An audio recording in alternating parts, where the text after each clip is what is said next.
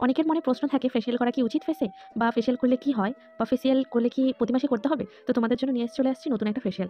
এটা তোমরা প্রতি মাসেই করতে পারবে এবং এই ফেসিয়ালটি করলে একটা স্কিনের গ্লোটা অন্যরকম আসে।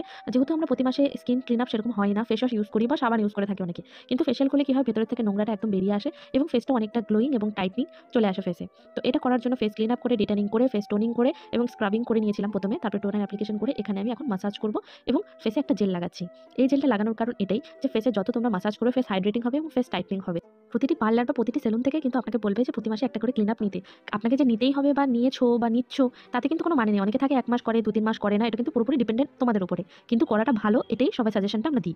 আর এই ফেসিয়ালটি করলে কিন্তু তোমাদের নিজেই একটা ক্লিনিং এর একটা ফিলিং আসবে ভেতর থেকে যে তোমাদের ফেসটা অনেকটা ক্লিন হয়ে গেছে। যেহেতু আমরা নরমালি ফেস ওয়াশ করলে যেরকম ফেসটা নরমাল ক্লিন মনে হয় কিন্তু তোমরা পুরো ফেসিয়ালটা করলে একটা আলাদাই একটা গ্লো ফিনিশ চলে আসে। এরপরে একটা সিরাম আমি অ্যাপ্লিকেশন করছি। সিরাম তোমরা প্রতিদিন বা প্রতি রাতে ইউজ করতে পারো। সিরামে অনেক সুন্দর গ্লো আসে। তোমাদের কেমন লাগলো তোমরা যদি ফেসিয়াল করো কনট্যাক্ট করো। Thanks for watching my video.